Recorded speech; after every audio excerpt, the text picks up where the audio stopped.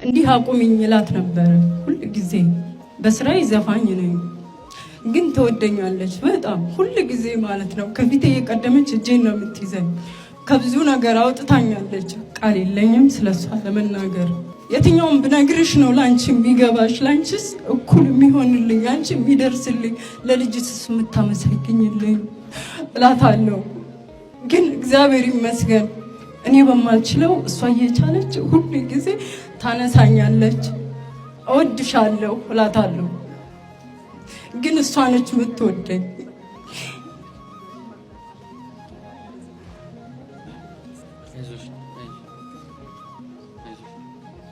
በርሜል ቅዱስ ጊዮርጊስ እየተጠመቁ በሶስተኛው ቀን ራሷ ከልቤ ውስጥ ያለውን ነገር ንቅል አድርጋ አውጥታ የሷን ፍቅር ከተተች።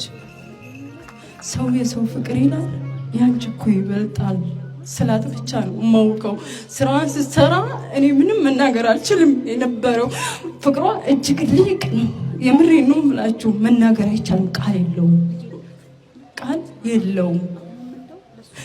ድጋሜ ልቤ ውስጥ የሚያስጨንቀኝ ነገር ነበር። ያንን ፈንቅላ ስታወጣው ይታወቀኛል። በሁለተኛ ጊዜ ሲሄድ ራሷ ልጇን ላከችልኝ፣ ሰጠኝ። ብዙ ነገር ብነግራችሁ ለእናንተ አይገባም። የምሬን ነው።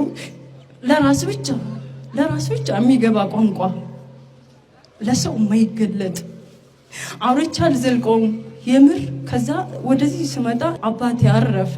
ለሱም ነበር ሲሄድ የነበረው ከኔ አልፎ ማለት ነው። ከዛ በኋላ እዛ ጭንቀት ውስጥ ስለነበርኩ ላብድ ነው አልኩት። ነይ አለኝ። መጣሁ። የታትሉ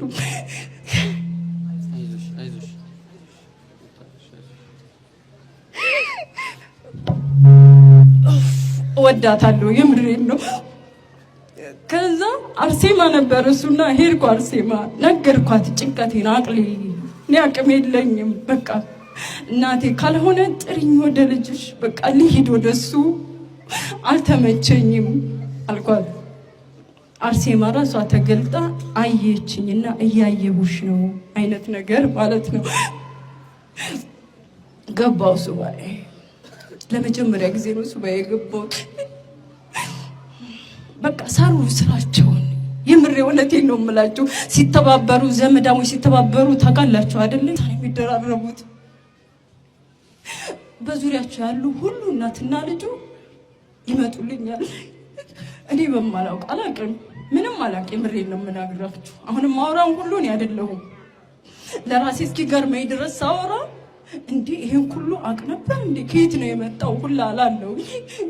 ግን እኔ አይደለሁም፣ አሁንም እኔ አይደለሁም። እሷ ናት የምታወራው በእኔ ላይ። ቤተሰባችን ተበጣበጠ በውርስ።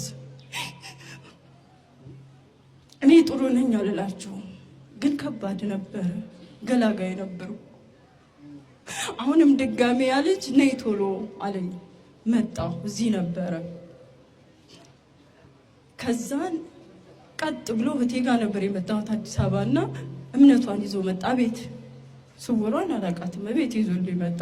ሲመጣ ለኔ አልነበረም የመጣው፣ ለጓደኛዬ። በእኔ ነው የሚያውቃት ልጅቷን። ከዛ ሰጣኝና ለእሷ ነው የምትሰጪው አለኝ። በእናትሽ ልጠቀመው አልኩት። እንዳትጠቀሚ፣ በእሷ ስም ይሸሻል፣ እንዳትጠቀሚ ስጪ አለኝ።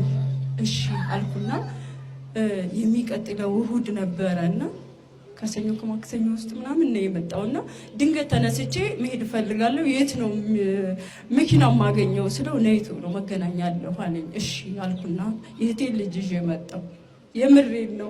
ቃል ሳይኖረኝ ምንም ሳልነግራት ሁሉ አልቅሼ የሄድኩት። በቃ የልቤን ታውቂያለሽ አንቺ፣ ልቤን ሁሉ ቋጠሮች ብያት ነው የሄድኩት። በቃ ህይወቴን ቀይሪ፣ አልፈልገውም፣ ህይወቴን አልፈልገውም፣ ግን አዲስ ነገር ስጭኝ ብያት ነው የሄድኩት። በፈለግሽው ነገር ምንም ሊሆን ይችላል። ትዳር የለኝም፣ ስትፈልጊ በትዳር ባርኪኝና ህይወቴን ልቀይር፣ በቃ ልውጣ ከዚህ ነገር አልኳት። አታምኑኝም። እሷ ፈጠነች፣ እኔ ዘገየው። እኔ ወደ ኋላ ቀረው ለመመስከር። ሳምንት ሳይሞላው አመጣችሁ። ከዛ ሲቀጥል ደግሞ ደረጃ አብቂኝ በያት ብሎኝ ነበር ያ ሰው ማለት ነው። ነግሬ ነው የሄድኩት። 20 ቀን ሳይሞላን መጣ ለሱባኤ ልንጠይቃት። ፈቃድሽ ነው ወይስ አይደለም ልንላት መጣን። ሱባኤ ገባን። የምር ያሳየችኝ በጣም ድንቅ ነው። በቃ እሺ ብያት ሄድኩኝ። አደረገችው በቤቷ ከአንድም 3 4 5ኛው ቤት ላይ ራሷ ቤት አድርጋው በቁርባን አገባችኝ። እግዚአብሔር ይመስገን። እንዲህ ልመስክርልሽ፣ እንዲህ ለልጆችሽ ልንገርልሽ፣ በቃ ህይወቴን ቀይሪ እላት ነበር። ቀየረችው። ወጣው ከዛ ነገር ውስጥ እግዚአብሔር ይመስገን። በልጇ አቅፍ ውስጥ አረገችኝ። በልጇ ማህተም አተመችኝ። ለኔ የሆነ እግዚአብሔር ምስክሬ ነው። ለእናንተም እንዲሆን እመኛለሁ። ለኔ እንዲህ የሚፈልግ ስንት ሰው አለ፣ ስንት የሚመኝ ሰው አለ።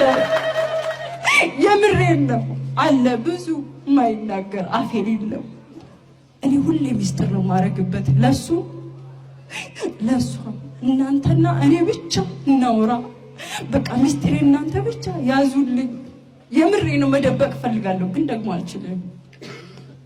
ግን አደረገች በሚስጥር እፍን አርጋ። እሷ ባለችበት እሷ አላ ያደርጉታል። እግዚአብሔር ይመስገን። አመስግኑልኝ ደጋግማችሁ። አንድ ዝማሬ ልዘምር፣ አንድ ስንኝ ብቻ። አንደበቴን ቃኘኸው በምስጋና ይኸው ውሰድ ቅኝትህን እንደገና። አንደበቴን ቃኘኸው በምስጋና ይኸው ውሰድ ቅኝትህን እንደገና። ላመስግን የኔ ጌታ ላመስግን፣ ልቀኝልህ የኔ ጌታ ልቀኝልህ። አመሰግናለሁ።